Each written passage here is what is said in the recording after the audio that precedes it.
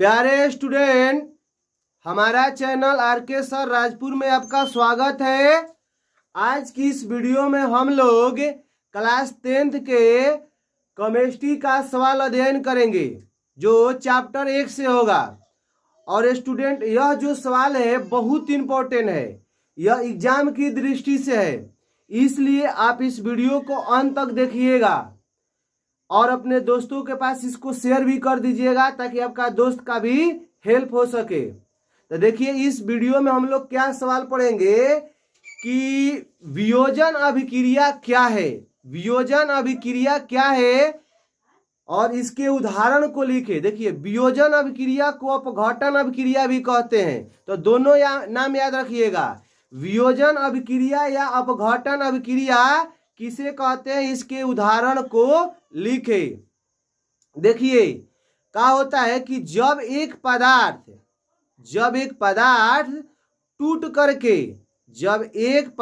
टूट करके दो नए पदार्थ का निर्माण करता है तो उसे वियोजन अभिक्रिया कहते हैं। फिर से एक बार समझिए, जब एक पदार्थ टूट करके, जो मान लीजिए कोई बड़ा पदार्थ होगा, वह टूट करके दो नए पदार्थ का निर्माण करता है तो उसे वियोजन अभिक्रिया कहते हैं।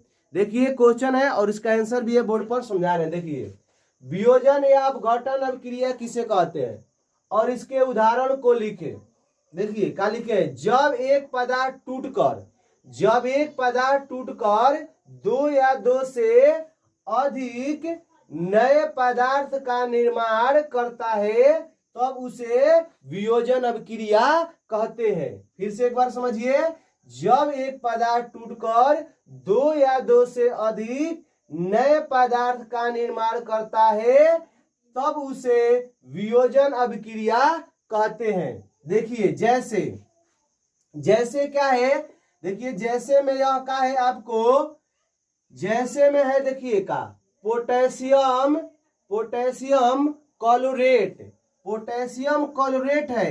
तो एक यह पदार्थ है, जब यह टूटेगा तो पोटेशियम क्लोराइड बनाएगा और इसके बाद वह ऑक्सीजन हो जाएगा। यानी क्या हो गया, देखिए एक पदार्थ है, यह टूट गया, टूटने का मतलब दो पार्ट में बट गया। तो पोटेशियम क्लोराइड जब टूटेगा तो पोटेशियम क्लोराइड और ऑक्साइड में बदल जाएगा। अब देखिए, अब इसको बैलेंस करके संतुलित करके समझा रहे हैं। देखिए, संतुलित करने के लिए एक वीडियो लाएंगे जिसमें 30-32 को संतुलित करने के लिए समझाएंगे। देखिए, यहाँ ऑक्सीजन 2 है और यहाँ ऑक्सीजन 3 है, तो ऑक्सीजन किधर बेसी है, तो इधर बेसी है।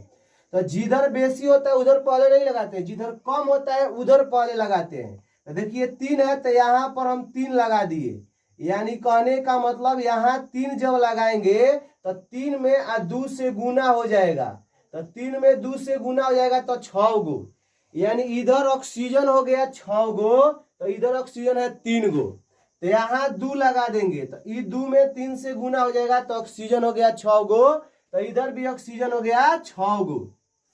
अब पोटेशियम को मिलाते हैं, तो पोटेशियम 2 गए तो इधर पोटेशियम 1 गो है, तो यहाँ 2 लगा देंगे। तो देखिए पोटेशियम 2, तो यहाँ भी पोटेशियम 2। अब आइए क्लोरीन 2, तो क्लोरीन 2, पोटेशियम 2, क्लोरीन 2, ऑक्सीजन 3 दूनी 6, ऑक्सीजन 3 दूनी 6, यानी ऑक्सीजन और पोटेशियम क्लोरीन सारा क्या हो गया, दोनों तरफ बराबर हो गए, संतुलित हो गए। अब देखिए, इसको क्या बोलते हैं, कैल्शियम कार्बोनेट इसको बोलते हैं, और इसको क्या बोलते हैं, संगमरमर भी बोलते हैं। कैल्शियम कार्बोनेट, इसका देखिए 4 नाम बता रहे हैं। पूछेगा कैल्शियम कार्बोनेट का सूत्र लिखे CaCO3, पूछेगा संगमरमर का सूत्र लिखे, यही होगा CaCO3, पूछेगा खड़िया का सूत्र लिखे CaCO3, कहेगा खली का चौक का सूत्र लिखे CaCO3, यानी 4 सूत्र बता दिए, बहुत इंपॉर्टेंट। 1 नंबर इसमें यही ऑब्जेक्टिव में पूछ सकता है, कौन सा संगमरमर का सूत्र है, तो CaCO3 में टिक लगा दोगे, चाहे खड़िया दे देगा, चाहे चौक दे देगा, ठीक है, चाहे कैल्शियम कार्बोनेट दे देगा। तो देखिए, जब कैल्शियम कार्बोनेट जब टूटेगा यह 2 पार्ट में बढ़ जाएगा, एगो CaO जिसको बोलते हैं कली चूना, और यह कार्बन डाइऑक्साइड हो जाएगा। यानी कैल्शियम कार्बोनेट जब टूटेगा क्या होगा, बड़े पदार्थ टूटेगा, छोटे पदार्थ 2 बन जाएंगे। जो कैल्शियम कार्बोनेट टूटेगा तो कैल्शियम है ना। कैल्शियम कार्बोनेट टूटेगा तो कली चूना हो जाएगा और कार्बन डाइऑक्साइड हो जाएगा। अब इसको देखिए संतुलित करके देखते हैं, इधर कैल्शियम एक तो इधर कैल्शियम एक, ये सही है।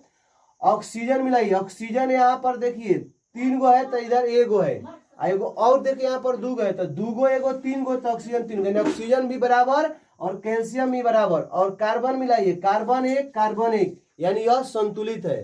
ठीक है। अब देखिए क्या होता है कि यह पूछता है ऑब्जेक्टिव में, कैसे पूछता है, ऑब्जेक्टिव में ऐसे देगा, लिखेगा समीकरण, यह लिख देगा। अब पूछेगा किस प्रकार की अभिक्रिया है, यहां लिख देगा समीकरण CaCO3 एरो के चिन्ह CaOCO2। आई पूछेगा किस प्रकार की अभिक्रिया है, तो आपको मारना है टिक वियोजन अभिक्रिया में, या न वियोजन लिखा रहेगा तो अपघटन अभिक्रिया लिखेगा। तो दोनों में से कोई याद, मतलब दोनों नाम याद रखिएगा वियोजन अभिक्रिया और अपघटन अभिक्रिया, दोनों में से कोई दे सकता है, इसलिए दोनों नाम याद रखिएगा तो आपको दिक्कत ना होगा। ठीक ना। यह पूछेगा समीकरण किस प्रकार की अभिक्रिया है, तो वियोजन या अपघटन, ऑप्शन दोनों में से कोई एगो दिया रहेगा तो आपको उसमें टिक लगा देना है।